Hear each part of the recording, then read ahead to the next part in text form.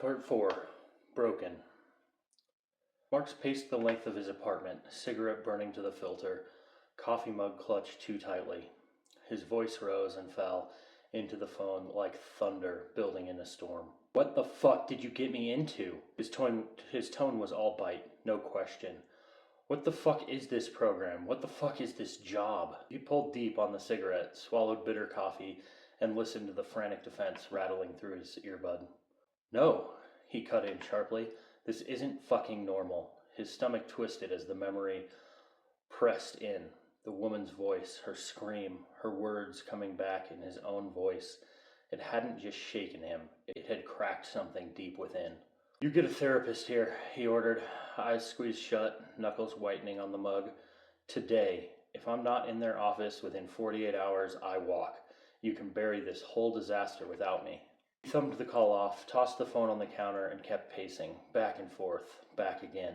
He didn't know if he was unraveling or if this program really was something beyond the agency's reach. Babysitting the girl had been its own hell, and yet, through the fog, on the flight back, her questions had sliced deeper than any debrief.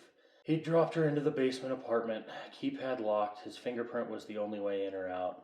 Not a prison, they said. It was a prison, a softer one maybe, but the same steel reality. The whole arrangement gnawed at him. He could see the edges of it already. It wasn't a program with oversight or a chain of command. It was something darker, something freer. That terrified him, because if no one was watching, it meant that he could set the rules himself.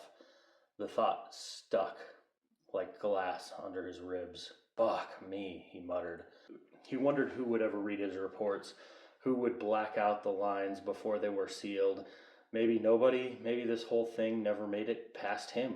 He realized with a hollow sort of clarity that he might be the highest rung of this crooked ladder, and if he was, he could decide how to climb. He sighed, ground the cigarette into the sink, and grabbed his keys. The walk to the office would buy him 15 minutes, longer than the drive, but not by much. Enough to think about what it meant to be the only one writing the rules. Rose lay on the bed, staring at the ceiling, still replaying the echoes in her skull. She hadn't known what to expect, but it hadn't been that. A rainy night, a woman's broken mind, a scream that had torn through her bones. Freedom, so far, looked exactly like prison, or worse. She pushed herself upright, padded to the kitchenette. The pantry held ramen and rice, better than the underground slop, but not by much.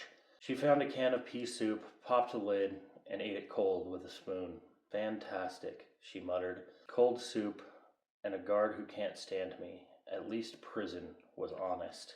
Halfway through the can, the door opened. Mark stood framed there, glare fixed, shoulders rigid. Rose blinked, uncertain if he was real. Roar? He stopped himself, drew a deep breath. Rose, we need to talk about your powers. She stared. He hadn't shown curiosity once. If he was here now, someone higher up had pushed him. Didn't you get that all in my debrief? She asked, flat with a hint of fear. I read it, Mark said. Reads like a TV script. I want to hear it from you. I need to know what I'm dealing with. He leaned against the frame. His voice was steady, but there was something else in his eyes. Something deeper.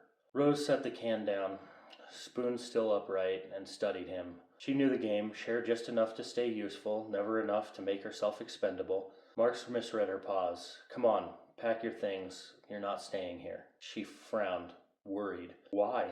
Because this basement isn't where anyone belongs. You're coming with me, my place. Yard, streets, some freedom. I'll set a perimeter. Her brow furrowed. You're just making a bigger cage. Without cages, the world falls apart, Mark said bluntly.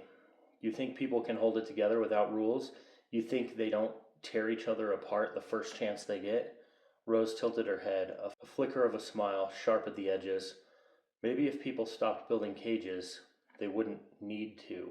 For a moment, they locked eyes, his steady, hers cautious, and something shifted between them. Not trust, not yet, but the faintest thread of it, just a seed. She slung her tiny backpack over one shoulder. That's it? Marks asked, incredulous. That's it, Rose admitted. He nodded once, decision made. If there were no rules, he'd make his own, and maybe, for the first time, that wasn't a weakness. It was freedom. Let's go. Rose hesitated only a second, then stepped into the hall with him. Can we get something decent to eat? It's after midnight in a town the size of a grain of rice, Marks replied. Do you have anything at your place? Cold pizza and beer.